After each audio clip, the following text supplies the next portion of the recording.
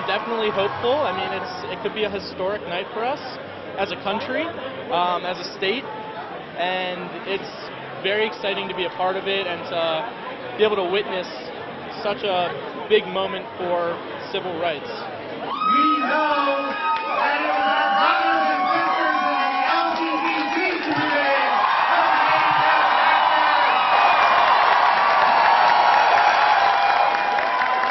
Just 15 years ago, my predecessor in the Maryland House of Delegates, Sharon Grossfeld, put in the very first bill to legalize marriage equality for gay and lesbian couples. She had so many threats. In 1996, she had state police protection for a week. 15 short years later, we are standing here as equal citizens of the state of Maryland.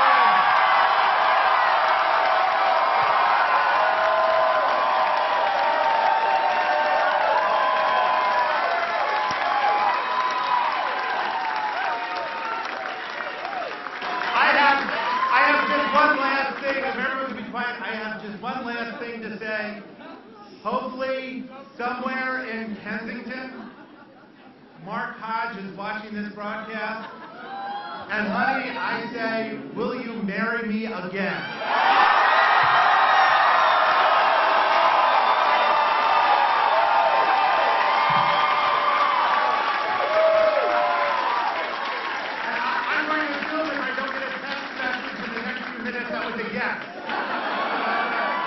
It actually makes me really believe in the democratic process. I mean, for so long, minorities have had to rely on the Supreme Court to make sure that we get our rights. And it would show that our democracy is finally being what the founders imagined it to be, is that, you know, the people would also feel that it is right to extend rights and privileges. So when we win, we'll be able to show to the world that we're really beginning to become the country that, you know, we've been working on being for over 200 years. I was proud and I was honored to be the first non-LGBT elected official to stand up with you today. This is the America that I fight for. So I want to say thank you. Thank you for not giving up. Thank you for not giving in to all of the BS.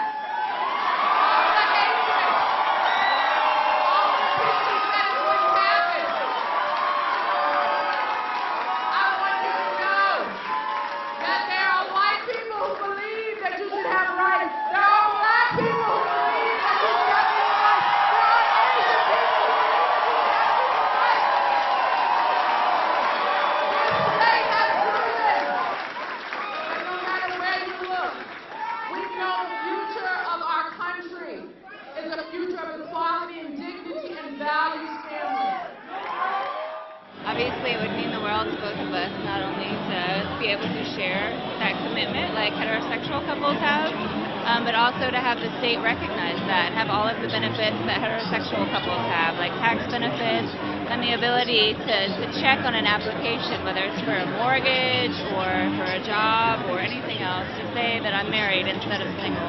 Yeah, we've been together for 10 years, but every time I just applied for health insurance, and for every time you have to fill out an application, I have to put on there that I'm single, which, you know, is hard when you've been with someone for 10 years. Yeah, we've already had our ceremony for our family and friends, so we feel like we've done that, but obviously we want that piece of paper that says we're legally married. Yeah, we don't need it to solidify our commitment to each other, but we would like it to be able to reap the same benefits that everybody else does. And I truly believe tonight what the people of Maryland, Democrats, Republicans, Independents, Christians, Jews, Muslims, came together and concluded tonight was this: that every child's home deserves to be protected equally under the law.